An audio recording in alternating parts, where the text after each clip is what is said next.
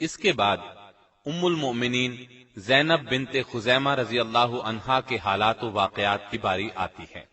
آپ رضی اللہ عنہا کا نام زینب تھا، والد کا نام خزیمہ بن عبداللہ تھا، کنیت ام المساکین تھی۔ وجہ اس کی یہ تھی کہ آپ بہت زیادہ سخی تھیں، بہت رحم دل تھیں، مساکین اور فقراء کو بہت فیاضی سے کھانا کھلایا کرتی تھیں۔ سیدہ زینب بنت خزیمہ کا پہلا نکاح کس سے ہوا، اس کی بابت کتب سیرت میں خاصا اختلاف پایا جاتا ہے۔ ان میں سے جو زیادہ قرین فہم ہے وہ یہ ہے کہ پہلے یہ حضرت عبداللہ بن جہش کے عقد میں تھی۔ وہ جلیل القدر صحابی اور بہت بڑے شجاع تھے، جنگ احد میں شریک تھے اور اسی جنگ میں درجہ شہادت پر فائز ہوئے۔ سیدنا عبداللہ بن جہش رضی اللہ عنہ کی شہادت کے بعد رسول اللہ صلی اللہ علیہ وسلم کے حلقہ زوجیت میں آنے کے شرف سے سرفراز ہوئیں۔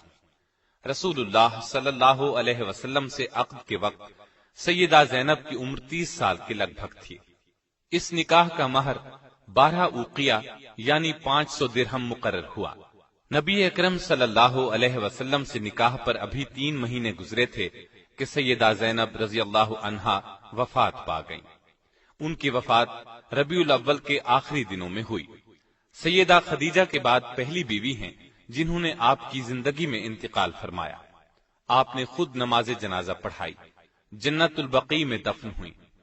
اللہ تعالیٰ کی ان پر ہزارہا رحمتیں ہوں۔